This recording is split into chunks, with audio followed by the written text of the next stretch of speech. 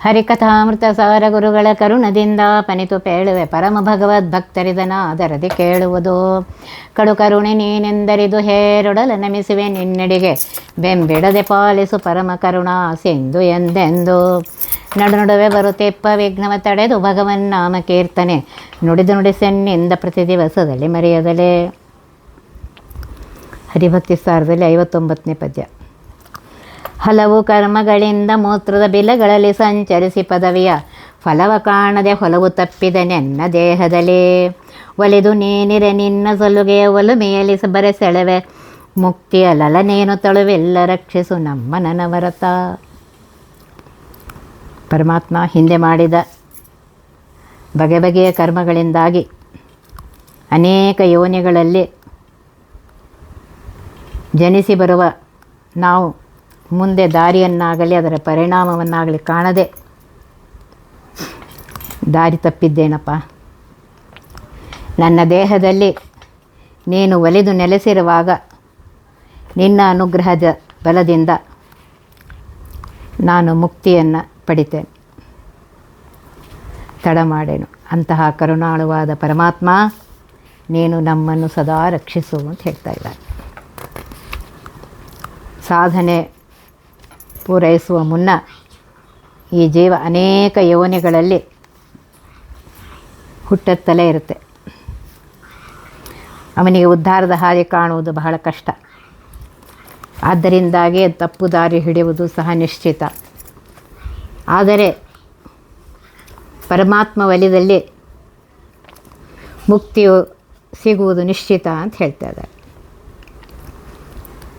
ಮೂತ್ರದ ಬಿಲಗಳು ಎಂದರೆ ಯೋನಿಗಳು ಅಂತ ಅರ್ಥ. ಸಾಮಾನ್ಯವಾಗಿ ಜೀವರು 84 ಲಕ್ಷ ಯೋನಿಗಳಲ್ಲಿ ಹುಟ್ಟಿ ಬರ್ತಾರೆ. ಪರಮಾತ್ಮ ದೇಹ ನೀಡುವನು ಮಾತ್ರವಲ್ಲದೆ ಆ ದೇಹದಲ್ಲಿ ಸ್ವತಃ ತಾನು ಇದ್ದು ಸರ್ವ ಬಗೆಯ ಕರ್ಮಗಳನ್ನು ಸಹ ಯಥೋಚಿತವಾಗಿ ನಡೆಸಿ ಸಾಧನವನ್ನು ಮಾಡಿಸಿ ರಕ್ಷಣೆ ಮಾಡ್ತಾನೆ. ಈ ಎಚ್ಚರ ಇಲ್ಲದವರು ನಾನೇ ಅನ್ನೋರು ಬಂಧನಕ್ಕೊಳಗಾಗ್ತಾರೆ. ಆದರೆ ಅದನ್ನು ಸರಿಯಾಗಿ ತಿಳಿದುಕೊಂಡು ಆ ಪರಮಾತ್ಮನನ್ನು ಭಕ್ತಿಯಿಂದ ಆರಾಧಿಸುವರ ಕರ್ಮಬಂಧನವನ್ನು ಪರಮಾತ್ಮ ದೂರ ಮಾಡ್ತಾನೆ. ಮುಕ್ತಿಯ ಲಲನೆಯನ್ನು ಬರಸೆಳೆಯುವುದು ಅಂದರೆ ಮುಕ್ತಿಯನ್ನು ಪಡೆಯುವುದು ಅಂತ ಅರ್ಥ.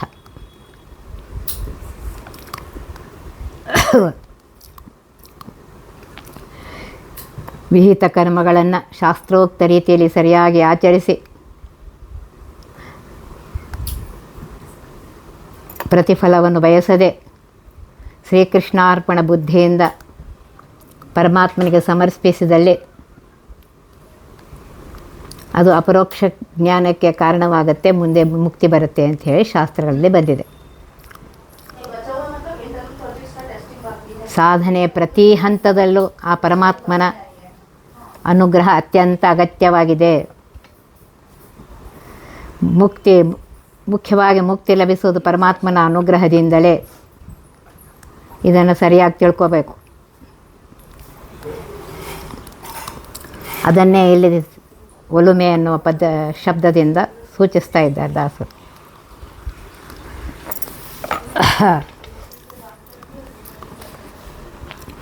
ಎತ್ತಿದೆನು ನಾನಾ ಶರೀರವ ಹೊತ್ತಲಿಸಿದೆನು ಸಲೆಬೆ ಸತ್ತು ನಿನ್ನಯ ಪದವ ಕಾಣದೆ ತೊಳಲಿ ಬಳಲಿದೆನು. ಸತ್ತು ನಿನ್ನಯ ಪದವ ಕಾಣದೆ ತೊಳಲಿ ಬಳಲಿದೆನು. ಸತ್ತು ಹುಟ್ಟಿ ಹಿಂಗುವ ಸುತ್ತು ತೊಡಕನು ಮಾಣಿಸೆಲೆ ಪುರುಷೋತ್ತಮನೆ ಮನ ಒಲಿದು ರಕ್ಷಿಸು ನಮ್ಮ ನನವರತ. ನಾನಾ ಬಗೆಯ ದೇಹಗಳನ್ನು ಇಲ್ಲಿಯವರೆಗೂ ಹೊತ್ತಿದ್ದೇನೆ. ಹಾಗೆ ಆ ದೇಹವನ್ನು ಹೊಂದಿ ಬೆಳಗ್ಗೆಯಿಂದ ಅಲೆದಲೆದು ಬಹಳ ಬೇಸತ್ತು ನಿನ್ನ ಪಾದವನ್ನು ಕಾಣಲಾಗದೆ ತೊಳಲಿ ಬಳಲಿದ್ದೇನೆ. ಸತ್ತು ಹುಟ್ಟಿ ಮರಳಿ ಸಾಯುವಂತಹ ವಿಷಮವಾದ ಸನ್ನಿವೇಶ ಈ ಬದುಕಿರುವುದು. ಈ ತೊಡಕನ್ನು ನೀನು ಪರಿಹರಿಸು ಪುರುಷೋತ್ತಮ ಶ್ರೀಹರಿಯೇ, ನೀನು ನಮ್ಮನ್ನು ಸದಾ ರಕ್ಷಿಸು ಅಂತ ಈ ಪದ್ಯದಲ್ಲಿ ಹೇಳ್ತಾ ಇದ್ದಾರೆ. ಈ ಜೀವ ತನ್ನ ಕರ್ಮಗಳಿಗನುಸಾರವಾಗಿ ಅನೇಕ ಬಗೆಯ ದೇಹದಲ್ಲಿ ಹುಟ್ಟುತ್ತಾನೆ. ಹಾಗೆ ಹುಟ್ಟಿದಾಗ ಸಾಧನೆಯ ಮಹತ್ವವನ್ನು ತಿಳಿಯದೆ ಯಾವುದೋ ರೀತಿಯಲ್ಲಿ ಬದುಕಿ ಕಷ್ಟಗಳಿಗೆ ಒಳಗಾಗ್ತಾನೆ. ಹೀಗೆ ಹುಟ್ಟುವುದು ಸಾಯುವುದು ಎಂಬುದು ಕೊನೆಯಿಲ್ಲದ ಒಂದು ಬಂಧನ.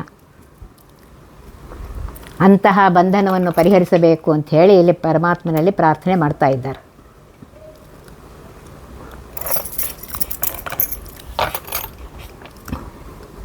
ಹೀಗೆ ಅರಿವಿಲ್ಲದ ಸುತ್ತುವ ಜೀವನಿಗೆ ಅಂತಹ ವಿಷಮ ಚಕ್ರದಿಂದ ಬಿಡುಗಡೆ ಲಭಿಸುವುದು ಪರಮಾತ್ಮನ ಅನುಗ್ರಹದಿಂದ ಮಾತ್ರ. ಅಂತಹ ಅನುಗ್ರಹವನ್ನು ಅವನು ತಪ್ಪದೇ ಮಾಡಿ ಸಾತ್ವಿಕ ಚೇತನನ್ನು ಉದ್ಧರಿಸುತ್ತಾನೆ. ಇಲ್ಲಿ ಉದ್ಧರಿಸಬೇಕು ಅಂತೇಳಿ ಪ್ರಾರ್ಥನೆ ಮಾಡ್ತಾಯಿದ್ದ. ಭಗವದ್ಗೀತೆಯಲ್ಲಿ ಬಂದಿದೆ, ಜಾತಸ್ಯ ಧ್ರುವೋ ಮೃತ್ಯುಹೋ ಧ್ರುವಂ ಜನ್ಮ ಮೃತಸ್ಯ ಚ. ಹುಟ್ಟು ಸಾವುಗಳ ಸರಪಳಿಯಲ್ಲಿ ಸಿಕ್ಕಿದ್ದಾನೆ ಈ ಜೀವ. ಆ ಸಂಕೋಲೆಯಿಂದ ಹೊರಗೆ ಬರುವುದು ಪರಮಾತ್ಮನ ಅನುಗ್ರಹ ಲಭಿಸಿದಾಗ ಮಾತ್ರ. ಅಂತಹ ಮುಕ್ತಿಯನ್ನು ಕೊಡುವಂತಹ ಪರಮಾತ್ಮ ಪಾಲಿಸಪ್ಪ ಅಂಥೇಳಿ ಇಲ್ಲಿ ಬೇಡ್ಕೋತಾ ಇದ್ದಾರೆ.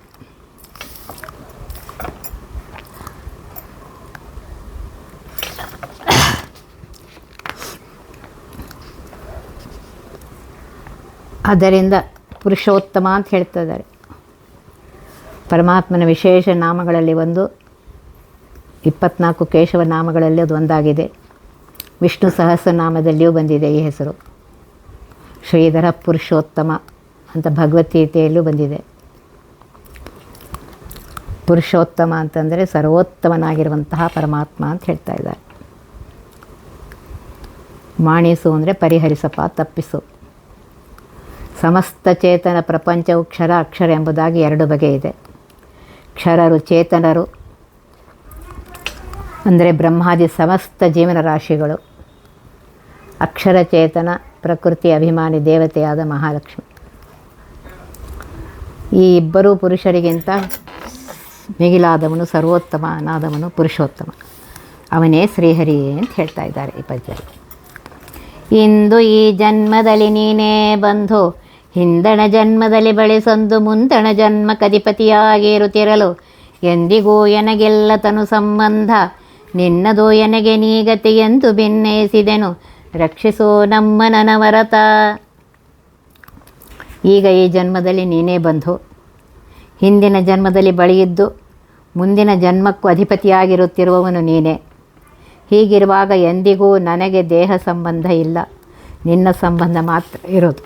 ಆದ್ದರಿಂದ ನನಗೆ ನೀನೇ ಗತಿ ಅಂತ ವಿಜ್ಞಾಪಿಸ್ಕೊಳ್ತಾ ಇದ್ದೇನೆ. ಶ್ರೀಹರಿಯೇ, ನೀನು ಅನವರತ ನಮ್ಮನ್ನು ರಕ್ಷಿಸು ಅಂತ ಹೇಳಿ ಇಲ್ಲಿ ಪ್ರಾರ್ಥನೆ ಮಾಡ್ತಾ ಇದ್ದಾರೆ. ಪರಮಾತ್ಮ ಅನಾದಿ ಕಾಲದಿಂದ ಅನಂತ ಕಾಲದವರೆಗೆ ನಮ್ಮ ಜೊತೆಗೆ ಇದ್ದು ಸಂರಕ್ಷಿಸುವಂಥ ಮಹಾಕರುಣಾಳು ಅನ್ನುವುದನ್ನು ಈ ಪದ್ಯದಲ್ಲಿ ಹೇಳ್ತಾ ಇದ್ದಾರೆ. ಈ ಜನ್ಮ, ಹಿಂದಿನ ಜನ್ಮ, ಮುಂದಿನ ಜನ್ಮ, ಈ 3 ಪದಗಳು ವರ್ತಮಾನ ಭೂತ ಭವಿಷ್ಯವನ್ನು ತಿಳಿಸ್ಕೊಳುತ್ತೆ. ಜನ್ಮ ಎಂಬುದು ಕೇವಲ ಜನ್ಮಕ್ಕೆ ಮಾತ್ರ, ಪ್ರತಿನಿತ್ಯದ ಪ್ರತಿ ಕಾರ್ಯಗಳಿಗೂ ಅನ್ವಯಿಸುತ್ತೆ. ಭಗವದ್ಗೀತೆಯಲ್ಲಿ ಹೇಳಿದ್ದಾರೆ ಪರಮಾತ್ಮ, ನೈವಂ ಕಿಂಚಿತ್ ಕರೋಮೇತೆ ಯುಕ್ತೋ ಮನ್ಯೇತ ತತ್ವವೇತ್ ಪಶ್ಯನ್ ಶೃಣ್ವನ್ ಸ್ಪೃಶನ್ ಜಿಘ್ನಶನ್ ಸ್ನನ್ ಗಚ್ಚನ್ ಸ್ವಪನ್ ಶ್ವಸನ್ ಗೀತಾದಲ್ಲಿ ಹೇಳಿದ್ದಾನೆ. ಹೀಗೆ ಈ ಜೀವಾತ್ಮ ಪರಮಾತ್ಮನ ಸಂಬಂಧ ಅನಾದಿ ನಿತ್ಯವಾದದ್ದು. ಪ್ರತಿ ಕ್ಷಣದಲ್ಲೂ ಈ ಜೀವನೊಂದಿಗೆ ಪರಮಾತ್ಮ ಇದ್ದೇ ಇರ್ತಾನೆ.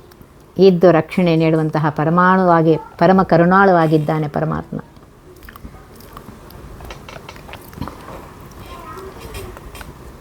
ಉಪನಿಷದಲ್ಲಿ ಬಂದಿದೆ, ದ್ವಾಸುಪರ್ಣ ಸಯುಜ ಸಖಾಯ ಅಂತ ಹೇಳಿ.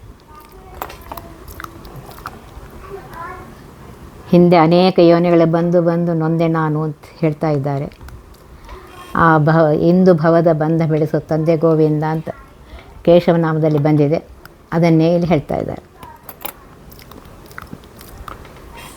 ಪರಮಾತ್ಮ ಜೊತೆಗಿರುವುದು ಎಂದರೆ ಕೇವಲ ಲೋಕದ ಮಿತ್ರರು ಬಂಧು ಬಾಂಧವರಂತೆ ಅಲ್ಲ,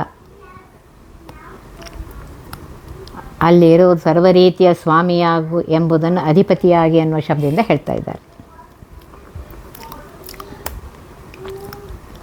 ಈ ದೇಹ ಸಂಬಂಧ ಅನಾದಿ ಕಾಲದಿಂದ ಸ್ವರೂಪ ದೇಹದ ಜೊತೆಗೆ ಇರುವ ಲಿಂಗ ದೇಹ, ಕೊನೆಯಲ್ಲಿ ಮುಕ್ತಿಯಲ್ಲಿ ಉಳಿದು ಸ್ವರೂಪ ದೇಹ ಮಾತ್ರ. ಸೃಷ್ಟಿ ಹಂತದಲ್ಲಿ ಅನಿರುದ್ಧ ದೇಹ ಹಾಗೂ ಸ್ಥೂಲ ದೇಹಗಳು, ಮುಕ್ತಿಯಲ್ಲಿ ಇರೋದಿಲ್ಲ ಇವು.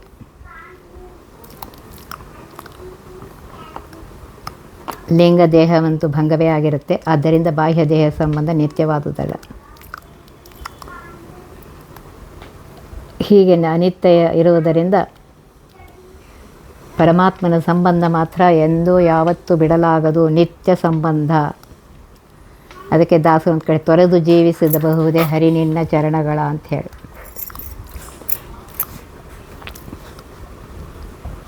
ಇಲ್ಲಿ ತನು ಸಂಬಂಧ ಎಲ್ಲೋ ಮಾತು ಹೇಳ್ತಾ ಇದ್ದಾರೆ. ದೇಹದ ಮೇಲೆ ಅಭಿಮಾನವಿಲ್ಲ ಎಂಬ ತತ್ವವನ್ನು ಸೂಚಿಸ್ತಾ ಇದ್ದಾರೆ.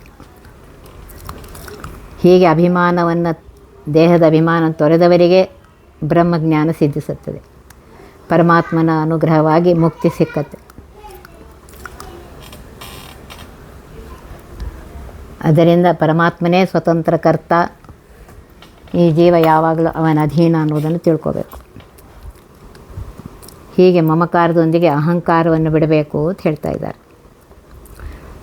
ಗೀತೆಯಲ್ಲಿ 2ನೇ ಅಧ್ಯಾಯ 21ನೇ ಶ್ಲೋಕದಲ್ಲಿ ಬಂದಿದೆ, ವಿಹಾಯ ಕಾಮಾನ್ ಯಃ ಸರ್ವಾನ್ ಪುಮಾಂಶ್ಚರತಿ ನಿಸ್ಪೃಹಃ ನಿರ್ಮಮೋ ನಿರಹಂಕಾರಃ ಸ ಶಾಂತಿಂ ಅಧಿಗಚ್ಚತೆ.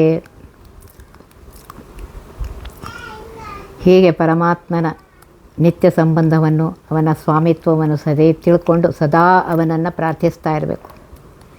ನೀನೇ ಸರ್ವೋತ್ತಮ, ಸರ್ವಶ್ರೇಷ್ಠ, ಸರ್ವಸ್ವಾಮಿ, ಮಮ ಸ್ವಾಮಿ ಅಂತ ಹೇಳಿ. ಅದೇ ಶ್ರೇಯಸ್ಸಿಗೆ ಸಾಧನವಾಗಿದೆ ಅಂತ ಹೇಳಿ ಈ ಪದ್ಯದಲ್ಲಿ ಹೇಳಿದ್ದಾರೆ.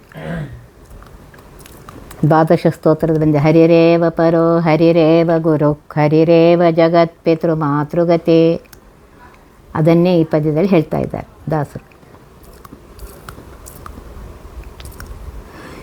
ಜೀವ ದೇಹದೊಳಗಿದೆ. ಈ ಜೀವನೊಳಗೆ ಪರಮಾತ್ಮ ಇದ್ದಾನೆ. ನಮಗೆ ಹೊರಗಿನದಾದ ದೇಹದ ಸಂಬಂಧ ಗೊತ್ತಾಗ್ತಾ ಇದೆ. ಅದು ಸಹ ನಾನು ನನ್ನದು ಎಂಬ ತಪ್ಪು ಭಾವನೆಯಿಂದ ಮಾತ್ರ.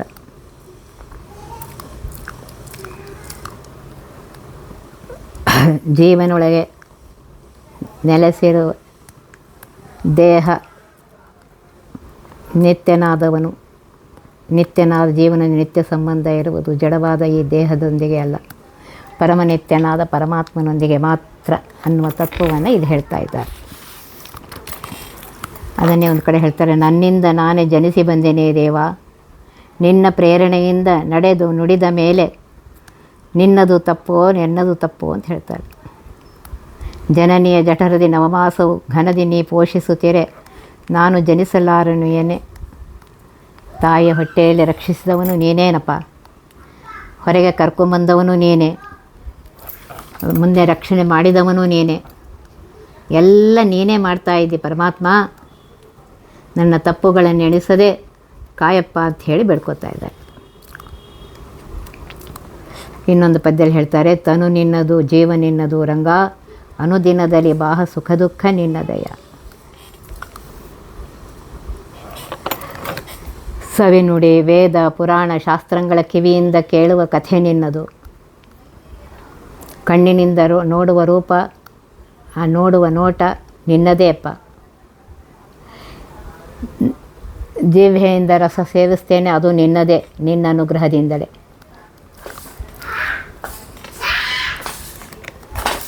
ಈ ಮಾಯಾಪಾಶದಲ್ಲಿ ಸಿಕ್ಕಿರುವಂತಹ ಕಾಯ ಪಂಚೇಂದ್ರಿಯ ಎಲ್ಲವೂ ನಿನ್ನದೇ.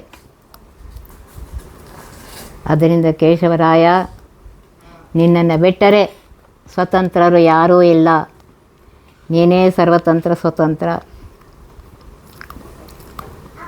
ಇನ್ನೊಂದು ಪದ್ಯ ಹೇಳ್ತಾರೆ, ಪರಮಾತ್ಮ ನೀವು ಉಪೇಕ್ಷೆ ಮಾಡಬೇಡಪ್ಪ, ನೀವು ಉಪೇಕ್ಷೆ ಮಾಡಿದ್ರೆ ಯಾರೂ ರಕ್ಷಿಸುವವರಿಲ್ಲ, ನೀನು ಉಪೇಕ್ಷೆ ಮಾಡಿ ಬೇರೆ ಗತಿ ಯಾರೆನಗೆ ನಿಗಮ ಗೋಚರ ಮುಕುಂದ. ನೀನು ಉಪೇಕ್ಷೆ ಮಾಡಿದ್ರೆ ಯಾರು ನಮ್ಮನ್ನು ರಕ್ಷಣೆ ಮಾಡ್ತಾರಪ್ಪ, ಆದ್ದರಿಂದ ನೀನು ಉಪೇಕ್ಷೆ ಮಾಡದೆ ನಮ್ಮನ್ನು ರಕ್ಷಿಸು ಅಂತ ಹೇಳಿ ಬೇಡ್ಕೋತಾರೆ. ಇನ್ನೊಂದು ಪದ್ಯ ಹೇಳಿ, ತೊರೆದು ಜೀವಿಸಬಹುದೇ ಹರಿ ನಿನ್ನ ಚರಣಗಳ, ಬೇರೆ ಮಾತೇಕಿನ್ನು ಅರಿತು ಪೇಳುವೆನಯ್ಯ ಅಂತ ಹೇಳ್ತಾರೆ. ತಂದೆ ತಾಯಿ ಬಿಟ್ಟು ತಪ ಮಾಡಬಹುದು, ದಾಯಾದಿ ಬಂಧುಗಳು ಬಿಡಬಹುದು, ರಾಜ ಮುನಿದರ ರಾಜ್ಯವನ್ನು ಬಿಡಬಹುದು. ಆದರೆ ಮನ್ಮಥನ ಪಿತನಾಗಿರುವಂತಹ ಪರಮಾತ್ಮ ನಿನ್ನ ಪಾದವನ್ನು ಬಿಡೋದಿಲ್ಲ. ಹೊಟ್ಟೆ ಹಸಿದರೆ ಅನ್ನವಿಲ್ಲದೆ ಇರಬಹುದು, ಇರುವ ಜಾಗವನ್ನು ಬಿಟ್ಟು ಹೋಗ್ಬೋದು, ಮಡದಿ ಮಕ್ಕಳನ್ನ ಬಿಟ್ಟು ಹೊರಗೆ ಹೋಗ್ಬೋದು. ಆದರೆ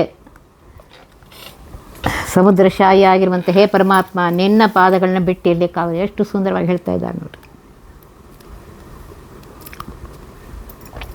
ಪ್ರಾಣನಾಯಕನಾದ ಆದಿಕೇಶವರಾಯ ಜಾಣ ಶ್ರೀಕೃಷ್ಣ ನಿನ್ನಡಿಯ ಬಿಡಲಾಗದಪ್ಪ.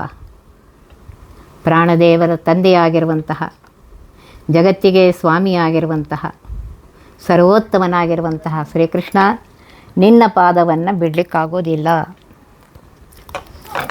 ಒಂದೊಂದು ಪದ್ಯದಲ್ಲಿಯೂ ದಾಸರು ಆ ಪರಮಾತ್ಮನ ಬಗ್ಗೆ ಎಷ್ಟು ಸುಂದರವಾಗಿ ಹೇಳ್ತಾ ಇದ್ದಾರೆ. ಗಣನೆಗಿಲ್ಲದ ಜನನಿಯರು ಮೊಲೆ ಉಣಿಸಲಾಪಯ ಬಿಂದುಗಳನ್ನದ ನೆನೆಸಲಳವೇ ಸಪ್ತಸಾಗರ ಕಧಿಕವೆನಿಸುವುದು. ಬಣಗು ಕಮಲ ಜನಕ್ಕೆ ತಾನೇ ಮಣಯಗಾರನು ಈತ ಮಾಡಿದ ಕುಣಿಕೆಗಳನ್ನೇ ಬಿಡಿಸಿ ರಕ್ಷಿಸು ನಮ್ಮ ನನವರತ. ಲೆಕ್ಕಕ್ಕೆ ಸಿಗದಷ್ಟು ತಾಯಂದಿರು ಜನ್ಮ ಜನ್ಮಗಳಲ್ಲಿ ಸ್ತನ್ಯಪಾನವನ್ನು ಮಾಡಿಸಿರ್ತಾರೆ. ಅಂತಹ ಸ್ತನ್ಯಪಾನದ ಹನಿಗಳನ್ನು ಎಣಿಸಲು ಸರ್ವಥಾ ಸಾಧ್ಯವಾಗುವುದಿಲ್ಲ. ಸಪ್ತ ಸಾಗರಗಳಿಗಿಂತಲೂ ಹೆಚ್ಚಾಗಿದೆ ಅದು. ಇದಕ್ಕೆ ಆ ಬ್ರಹ್ಮದೇವರೇ ಕಾರಣ ಪುರುಷರಾಗಿದ್ದಾರೆ. ಆ ಬ್ರಹ್ಮದೇವರು ಹಾಕಿರುವ ಈ ಹುಟ್ಟು ಸಾವುಗಳ ಕುಣಿಕೆಯನ್ನು ಬಿಡಿಸಿ ಉದ್ಧರಿಸಬೇಕಾದವನು ನೀನೇ ಪರಮಾತ್ಮ ಶ್ರೀಹರಿ. ಅಂತಹ ನೀನು ಸದಾ ನಮ್ಮನ್ನು ರಕ್ಷಿಸು ಅಂತ ಹೇಳಿ ಈ ಪದ್ಯದಲ್ಲಿ ಬೇಡ್ಕೊತಾ ಇದ್ದಾರೆ.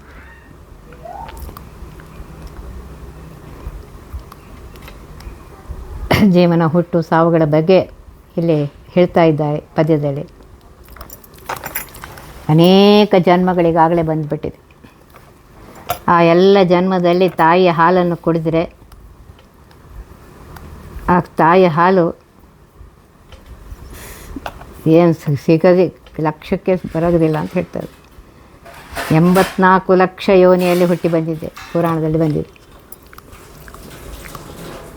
ಸ್ವಲ್ಪ ಸ್ತನ್ಯಪಾನ ಮಾಡಿದ್ರೆ ಆ ಜನ್ಮದಲ್ಲಿ ಅದರ ಪ್ರಮಾಣ ಎಷ್ಟಿದೆ ಅಂತಂದರೆ ಕ್ಷೀರಸಾಗರಕ್ಕಿಂತ ಹೆಚ್ಚಾಗಿರಬಹುದು ಅಂತ ಹೇಳ್ತಾ ಇದ್ದಾರೆ.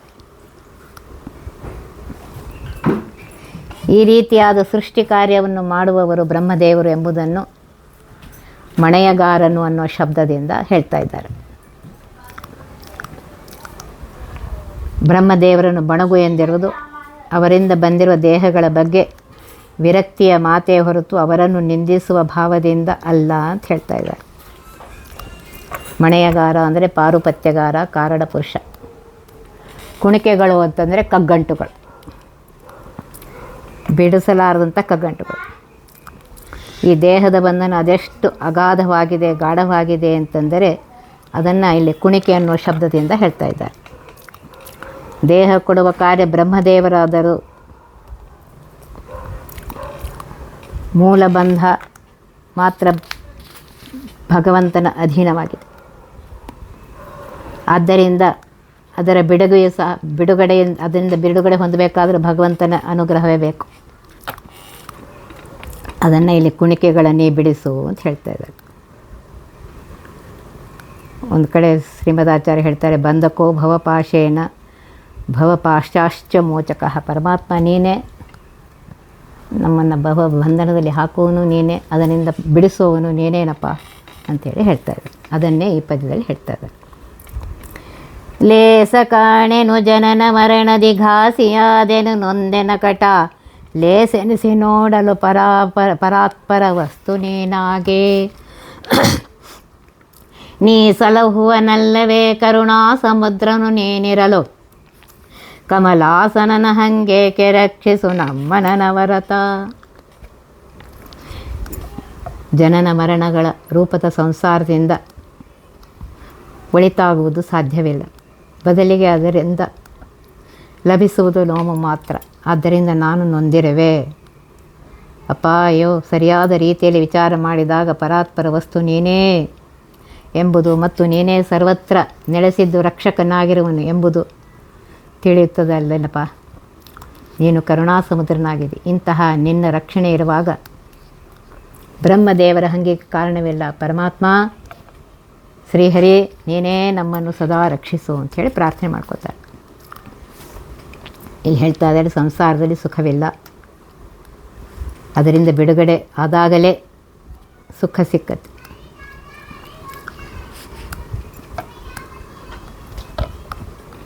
ಅದನ್ನು ಬಿಡುಗಡೆ ಮಾಡುವನು ಮುಕ್ತಿದಾತನಾಗಿರುವಂತಹ ಕರುಣಾಸಮುದ್ರನಾಗಿರುವಂಥ ಪರಮಾತ್ಮನೇ. ಮನುಷ್ಯ ಸುಖಕ್ಕೋಸ್ಕರ ಅವನು ಬಳಸುವ ಪ್ರತಿಯೊಂದು ವಸ್ತು ಅನಿತ್ಯವಾಗಿದೆ. ಸಂಸಾರವು ಸಹ ಹುಟ್ಟು ಸಾವುಗಳ ಸಂಕೋಲೆಯಿಂದ ಕೂಡಿದೆ. ಇದರಿಂದ ಬರೀ ನೋವು ಮಾತ್ರ ಸಿಕ್ಕತ್ತೆ ಅಂತ ಹೇಳ್ತಾ ಇದ್ರು. ಆದ್ದರಿಂದ ವಿಷಯ ಸುಖವನ್ನು ಬಯಸದೆ ವಿರಕ್ತನಾಗಿ ಸಾಧನೆ ಮಾಡಬೇಕು ಅಂತ ಹೇಳ್ತಾ ಇದ್ದಾರೆ.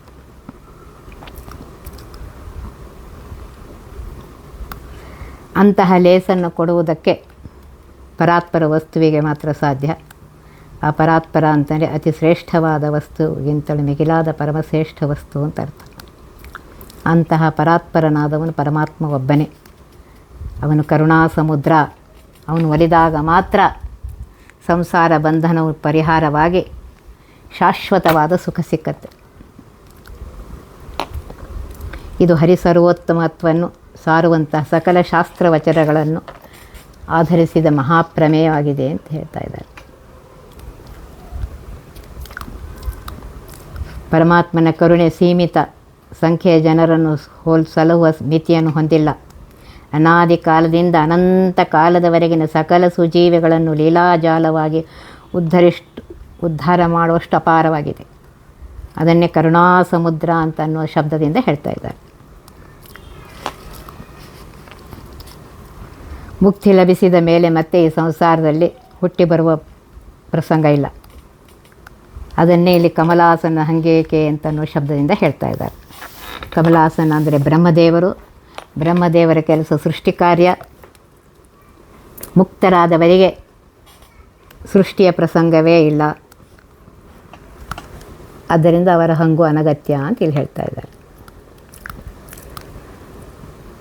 ಇಲ್ಲಿ ಕಮಲಾಸನ ಹಂಗು ಅನ್ನಲ್ಲಿ ವಿಶೇಷ ಅರ್ಥವನ್ನು ಹೇಳ್ತಾ ಇದ್ದಾರೆ. ರಾವಣ, ಹಿರಣ್ಯಕಶಿಪು ಮೊದಲಾದ ಮಹಾದೈತ್ಯರು ಒಳಿತನ್ನು ಸಾಧಿಸೆಂದು ಆಶ್ರಯಿಸಿದ್ದು ಬ್ರಹ್ಮದೇವರನ್ನು. ಆದರೆ ಅವರು ಹುಟ್ಟನ್ನು ನೀಡುವ ದೇವತೆಯ ಹೊರತು ಹುಟ್ಟು ಪರಿಹರಿಸುವರಲ್ಲ. ಎಂದರೆ ದೈತ್ಯರ ಆ ಪ್ರಯತ್ನ ಮರಳಿ ಹುಟ್ಟಲು ಕಾರಣವಾಯಿತೇ ಹೊರತು ಮುಕ್ತಿ ಸಿಗಲಿಲ್ಲ ಅವರು.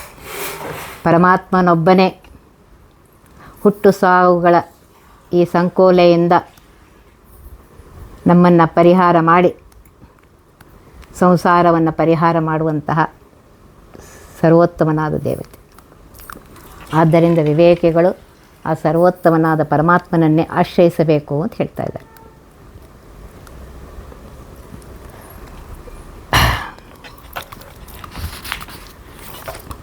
ಈ ರೀತಿಯಾಗಿ ಇನ್ನೊಂದು ಪದ್ಯ ಹೇಳ್ತಾ ಇದ್ದಾರೆ. ಪೂರ್ವಜನ ಮಾಡಿದ ಭವದಿಂದ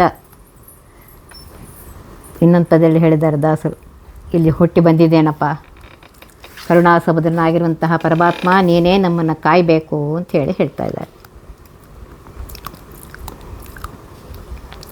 ಹೀಗೆ ಒಂದೊಂದು ಪದ್ಯದಲ್ಲಿಯೂ ಕರುಣಾಸಮುದ್ರನಾಗಿರುವಂತಹ ಪರಮಾತ್ಮ ನೀನೇ ನಮ್ಮನ್ನು ಬಂದು ಕಾಯಬೇಕು, ನಮ್ಮನ್ನು ರಕ್ಷಿಸಬೇಕು, ಸರ್ವೋತ್ತಮನಾಗಿರುವಂತಹ ಸರ್ವೋತ್ಕೃಷ್ಟನಾಗಿರುವಂತಹ ಪರಮಾತ್ಮ ನೀನೇ ಮಾಡಬೇಕಪ್ಪ. ಯಾಕೆಂದರೆ ಸೃಷ್ಟಿ ಸ್ಥಿತಿ ಲಯ ಸರ್ವವು ನಿನ್ನ ಕೈಯಲ್ಲೇ ಇದೆ, ನೀನೇ ನಮ್ಮನ್ನು ರಕ್ಷಿಸು ಅಂತ ಹೇಳಿ ಪ್ರತಿಯೊಂದು ಪದ್ಯದಲ್ಲಿಯೂ ಹೇಳ್ತಾ ಇದ್ದಾರೆ. ಒತ್ತಿ ಬಹ ವಿಘ್ನಗಳ ಕಳೆದಪ ಮೃತ್ಯುವಿಗೆ ಮರೆ ಮಾಡಿ ಕಾಲನ ದೂತರಿಗೆ ಭೇಕರವ ಪಟ್ಟಿಸಿ ಸಕಲ ಸಿದ್ಧಿಗಳ ಒತ್ತಿಗೊಳ್ಳಿಸಿ ಮನರು ಹೇಕ್ಷಣ ನೃತ್ಯ ಮಾಡುವರವರ ಮನೆಯೊಳು ನಿತ್ಯಮಂಗಳ ಹರಿಕಥಾಮೃತ ಸಾರ ಪಠಿಸು.